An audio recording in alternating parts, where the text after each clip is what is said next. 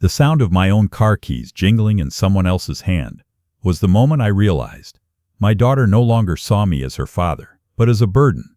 "Dad, you're too old to drive," she said flatly, closing her fist around the keys like they belonged to her. I smiled, but inside something cracked. Before we continue, don't forget to subscribe and tell me in the comments, what would you do if your own child took your freedom away? For most of my life, my car wasn't just transportation, it was independence.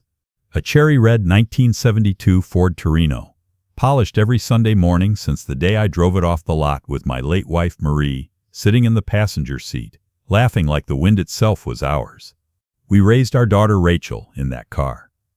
Sunday drives to the lake, late-night ice cream runs, her little legs kicking against the back seat while she sang along to the radio. It was the car I drove to her first day of college, and the same one I used to drive Marie to her chemotherapy sessions years later, when the laughter had faded but hope still clung stubbornly to our hearts. After Marie passed, that car became my last connection to the life we built. I kept it spotless, not out of vanity but reverence. It still smelled faintly like her perfume when the sun hit the seats just right. But Rachel didn't see that. Not anymore. She saw an old man behind a steering wheel, shaking hands, thinning hair, and aging eyes she mistook for weakness. It started small. "Dad, maybe let me drive today," she'd say when we went grocery shopping. Then it became, "Dad, I'll pick you up for appointments. No need to take the car out." I should have known where it was leading. That morning, I was about to head to the auto shop, just routine maintenance, when Rachel stormed in, eyes blazing. "Dad, we need to talk." She gestured at the keys sitting in the bowl by the door. "I've been thinking, you're not safe driving anymore. You nearly missed that stop sign last week." "Rachel," I said evenly, "I've been driving longer than you've been alive." "That's the problem," she snapped. "You're 71. You could hurt yourself or someone else." I talked to Jeremy, and he agrees. Jeremy, her husband. The man who always wore polished shoes and a smirk that never quite reached his eyes. I tried to explain how driving wasn't just a habit, but who I was. But before I could finish, Rachel reached over, grabbed the keys, and dropped them into her purse. "I'm doing this because I love you," she said, her tone final. Then she left. I stood there, surrounded by the silence of my own house, the kind that hurts more than words. That night, I sat by the window and watched the empty driveway. The Torino gleamed faintly under the porch light. I knew Jeremy had been eyeing it. He'd mentioned more than once how classic cars like that could fetch good money at auction. I didn't want to believe my daughter would let him touch it, but deep down, a quiet voice whispered otherwise. So I made a plan. I opened my old lockbox, the one Rachel didn't know about, and took out the spare key. The real key, the one I'd hidden years ago after Marie passed. Because if Jeremy thought he could sell the last piece of my life with her, he was about to learn that this old man still knew how to drive circles around him. A week passed. The air felt heavier in the house, like the walls themselves were holding their breath. Rachel hadn't visited since taking my keys, but Jeremy had. He showed up on a Thursday afternoon, all polite smiles and false concern. "Hey there, Pops," he said, leaning on my porch railing like he owned it. "Rachel's at work. Thought I'd drop by and check on you." "Check on me?" I asked, eyeing the way his gaze drifted toward the driveway, toward her car. "My car," I corrected myself quietly. "Yeah, just making sure you're not lonely," he said, pretending to look around. "Shame that beautiful Torino's just sitting there gathering dust." I didn't answer. I just watched him. The man couldn't even hide his greed. "You ever think about selling it?" he continued. "Classic market's hot right now. You could make a killing, or let me help. I've got a buddy who does high-end resales. I could handle everything, make sure you get a fair price." Fair. I nearly laughed. Nothing about that man's smile was fair. Instead, I leaned back in my chair. "I'm not selling her, Jeremy. That car stays right where it is." He nodded slowly, that grin still plastered on his face. "Of course, just thought I'd offer." But as he walked away, I saw it, that subtle, knowing smirk. The kind of look that said he'd already made up his mind. That night, I couldn't sleep. The house creaked like an old body turning in bed. Every sound made my heart kick against my ribs. Every rustle outside the window felt like a whisper of wheels turning behind my back. So I checked the driveway. The Torino sat there under the moonlight, perfect and proud. But something was wrong. The driver's door. It wasn't closed all the way. I grabbed my flashlight and stepped outside. My breath misted in the cold air. When I opened the door, I saw the glove box hanging open. Papers scattered across the seat. Insurance documents, old receipts, maintenance records, and the registration, the one that listed me as the sole owner. Jeremy had been looking for it. I picked up the papers one by one, straightening them carefully, my fingers shaking, not with fear but fury. He'd crossed a line. I locked the car, double-checked the garage, and went back inside. But I didn't go back to bed. Instead, I sat at the kitchen table until dawn, thinking about what Marie would have said. "You've always been too forgiving, Walter," she used to tease, her eyes full of warmth. "One day, someone will mistake your kindness for weakness." That day had come. The next morning, I saw it. A shiny black tow truck idling near the end of my street. A man in sunglasses sitting in the cab, scrolling on his phone. Then Jeremy's car turned the corner and pulled up beside it. I didn't move from the window. I just watched. Jeremy got out, gesturing toward the Torino like a salesman showing off a prize. The driver stepped out too, clipboard in hand, talking, nodding. My blood turned to ice. He wasn't even trying to hide it. He was selling my car. I slipped on my jacket, grabbed my cane, and stepped outside. "Morning," I said loudly. My voice startled them both. Jeremy turned, flashing that plastic smile. "Hey, Pops, didn't expect you to be up this early." "What's going on?" He hesitated just a second too long. "Oh, nothing major. Just moving the car to a safer spot.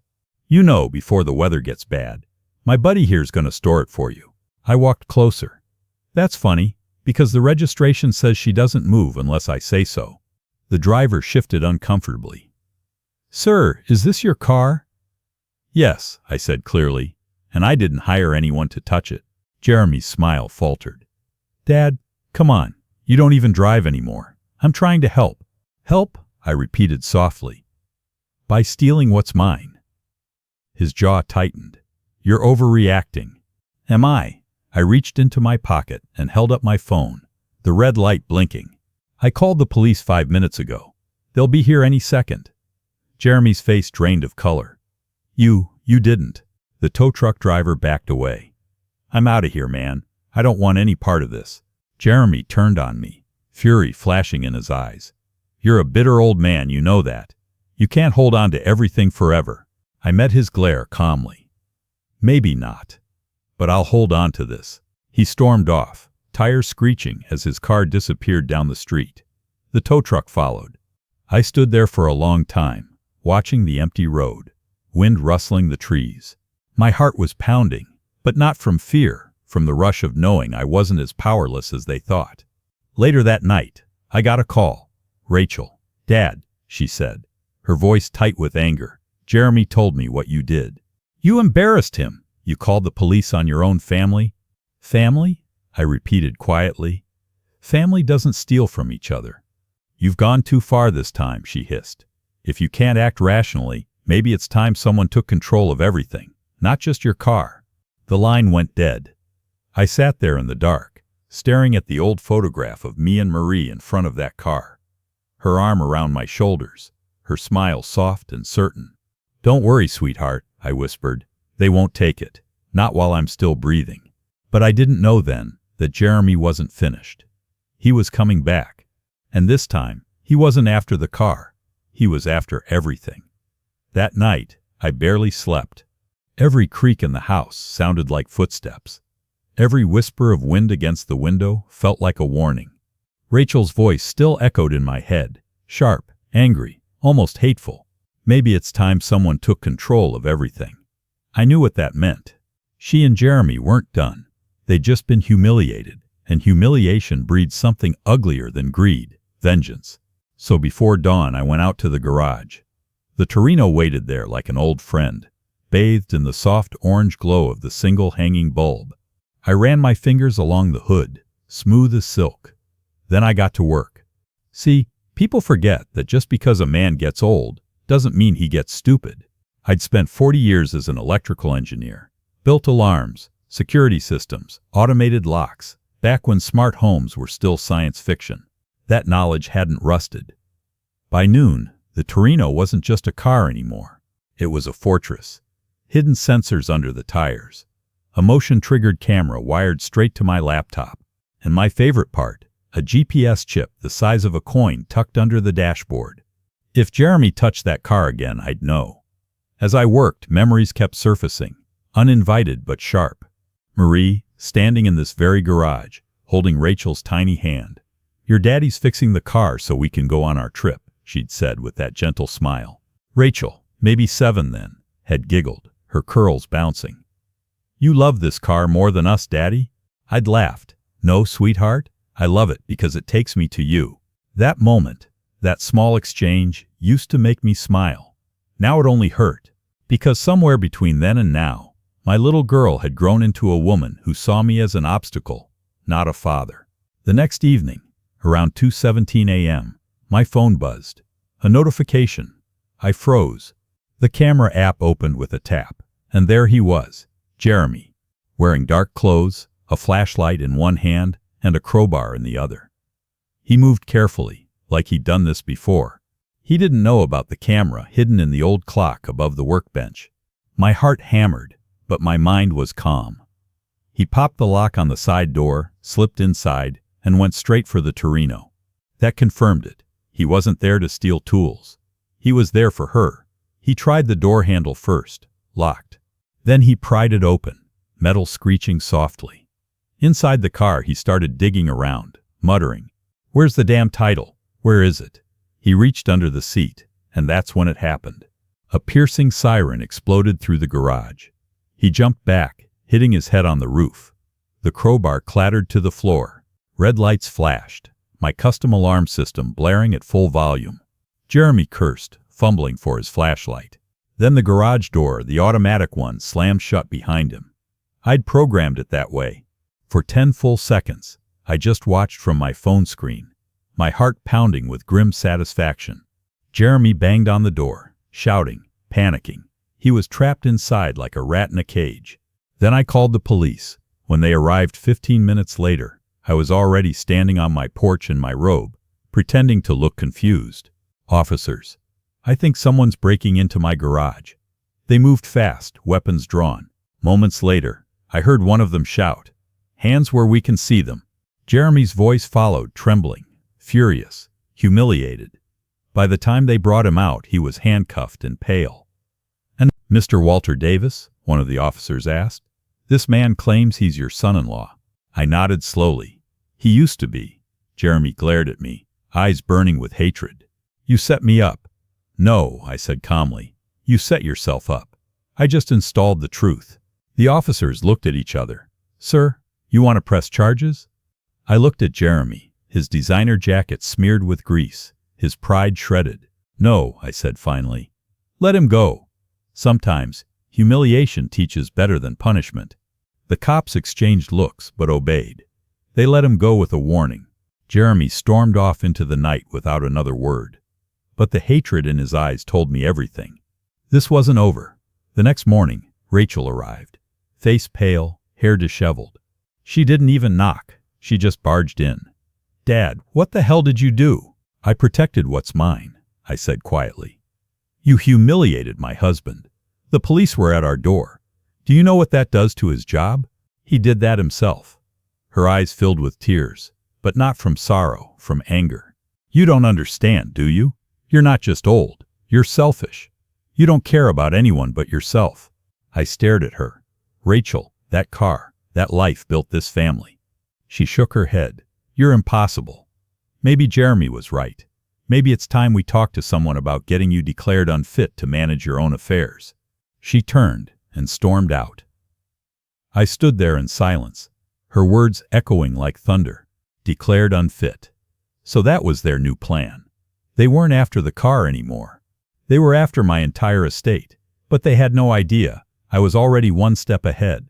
Rachel's words clung to the air, long after she slammed the door. Declared unfit. Those 2 words circled my mind like vultures. I sat in Marie's old armchair, the one by the window, staring out at the driveway where the Torino gleamed in the afternoon light. That car had survived 4 decades of weather, rust, and wear, and so had I. But this was something darker. It wasn't about age or safety anymore. It was about control. They weren't trying to protect me. They wanted everything, and they didn't know. Marie had seen this coming. Backstory. Marie's warning. 3 years before she passed, Marie had made me promise something strange. We were sitting in this very room, sunlight spilling through lace curtains, her frail hands clutching mine.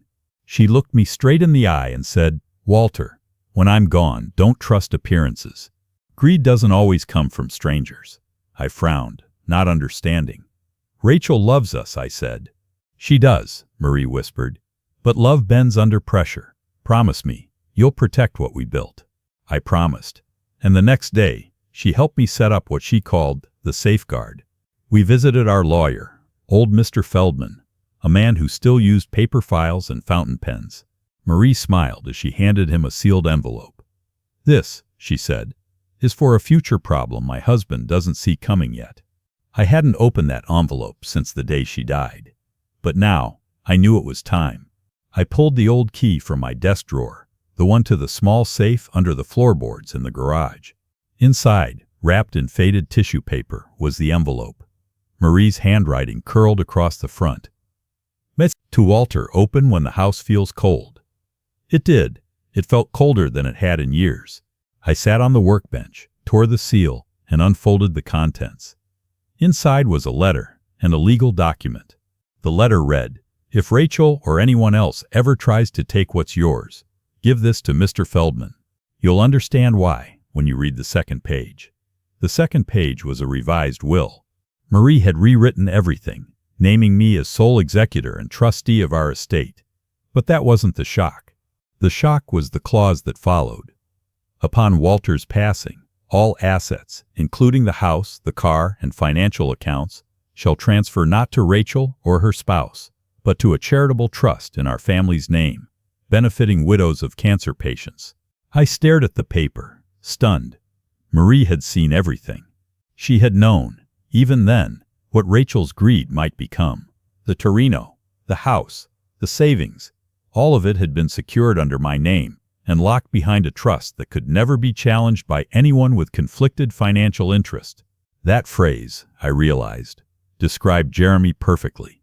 I smiled for the first time in weeks. Marie hadn't just given me protection, she'd given me the perfect revenge. The next day, Rachel showed up again, this time with Jeremy in tow and a man in a gray suit behind them. He looked like a lawyer, slick hair, briefcase, fake smile. "Dad," Rachel said, forcing a calm tone, "we just want to have a civil conversation." "Of course," I said, stepping aside. "Come in." They entered like inspectors, their eyes darting around my house, judging every inch. The lawyer cleared his throat.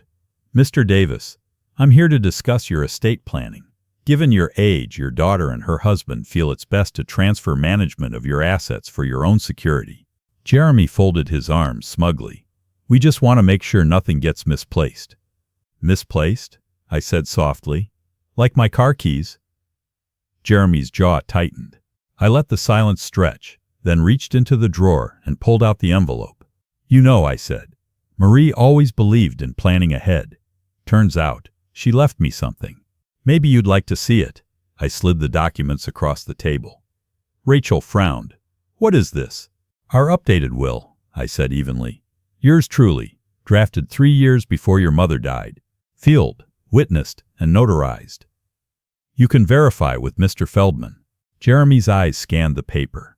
His expression changed as he reached the final paragraph, the one that listed the charitable trust.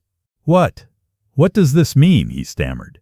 "It means," I said, leaning back, "that when I'm gone, everything goes to a cause that actually deserves it, not to a man who tries to sell his father-in-law's car." Rachel's face turned crimson. "Mom wouldn't have wanted this." "Your mother wrote it herself," I said quietly. "Every word." The lawyer's smile faded. "If this document is valid, there's nothing we can do." Rachel's hands trembled. "Dad, please. You said I'm too old to drive," I interrupted. "Maybe, but not too old to see through people." Jeremy slammed his fist on the table. You'll regret this, old man. I met his glare calmly. Funny, that's exactly what your wife's mother told me the day I married her, and she was wrong too. They left without another word. The door slammed so hard the picture frames rattled. That night, I poured a glass of Marie's favorite wine and sat on the porch beside the Torino. The stars shimmered faintly overhead. I whispered to the empty air, "You were right, Marie, about everything." But just as I closed my eyes, headlights swept across the yard. A car stopped at the curb.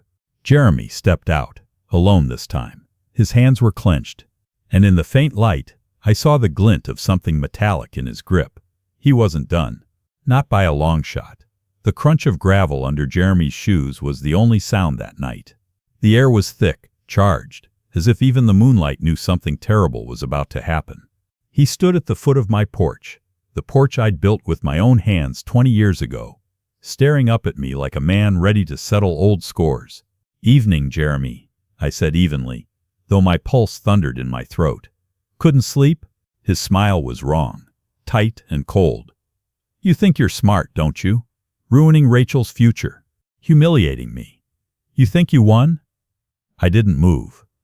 "You've already lost, son." "Don't call me that," he snapped. "You're a stubborn old fool. You could have made things easy for everyone. But no, you had to hold on to that stupid car, that house, that money, like it's the only thing that makes you matter." He took another step up the porch. The metal glinted under the porch light. A tire iron. My stomach dropped. "Jeremy," I said slowly, "put that down." "Or what?" he sneered. "You'll call the cops again? Go ahead, tell them a concerned son-in-law came to talk." His eyes were wild, unfocused, the look of a man who'd finally crossed the line between greed and desperation. "I'm not gonna hurt you," he lied. "I just want the car title. Rachel deserves it. You can't even drive anymore. She doesn't deserve to lose her soul for it," I said quietly. "Enough with your lectures, old man," he roared, swinging the iron against the porch railing. The wood splintered. Inside the house, my phone buzzed, a motion alert. The camera in the garage had picked something up again, and suddenly I understood. He wasn't here for me. He'd already sent someone else to finish what he started. I glanced past Jeremy toward the driveway. A second figure, hooded, shadowed, was sneaking toward the garage door. So that was his plan. Keep me distracted while his hired hand stole the car. He really thought I'd outlived my usefulness. I stepped back toward the front door. "You should have stayed home, Jeremy." He laughed. "Oh, don't worry. Once I get what's mine, I'll be far away from this dump." I opened the door slowly. "You might want to hurry. Time's not on your side." "What are you talking about?" I didn't answer. I just reached for the remote in my pocket, the one connected to the garage system I'd upgraded earlier that week. With one press, the entire yard lit up like a stadium. Floodlights, alarms, motion sirens, the full show. Jeremy spun around just in time to see his accomplice frozen in the glare, caught mid-step by the camera's flash. The alarm blared. The neighbor's lights flicked on. "Police are already on their way," I said calmly. "That camera sends live footage straight to their system now." I made sure of it. Jeremy's face turned the color of chalk. He dropped the tire iron, backing away toward the steps. You're bluffing," he stammered. "Try me." Seconds later, red and blue lights flooded the street. Jeremy bolted, but he didn't get far. 2 squad cars boxed him in before he even reached the corner. His partner froze, hands in the air. I stood at the top of the porch, breathing hard, every joint aching, but my heart felt steady for the first time in years. The officers cuffed him as he shouted every insult he could think of. "You'll regret this, old man. You'll die alone." I just looked at him, then said softly, "Maybe, but at least I'll die with my soul intact." By morning, the neighborhood was buzzing. Rachel showed up around 9 a.m., eyes red, mascara streaked. "Dad, what did you do to him?" "What he did to himself," I said. She collapsed onto the couch, sobbing. "He said you attacked him, that you tricked him." I handed her the police report. Theft, attempted assault, property damage. "He lied, Rachel. Again. And he dragged you down with him." She buried her face in her hands. "I didn't know, Dad. I swear I didn't know he'd go that far." "I know," I said quietly. "But you let him start. You looked the other way when he took and took." Her tears fell faster. I was scared. Scared to lose him. Scared to admit he was using me. I thought if I kept him happy, maybe he'd change, I finished softly. You can't buy love, Rachel. And you can't sell your soul to keep it. She looked up, eyes shining with shame. What do I do now? I reached out and took her hand, the same hand that once clung to mine when she was small. You start over. You tell the truth. And you earn back the trust your mother left you. She nodded through the tears. I'm sorry, Dad. I squeezed her hand gently. So am I, sweetheart. But I'm proud of you for saying it. Weeks passed. Jeremy was charged with attempted theft and trespassing. Rachel filed for divorce quietly and began visiting every Sunday. Sometimes she brought pie. Sometimes she just brought company. Either way, it was enough.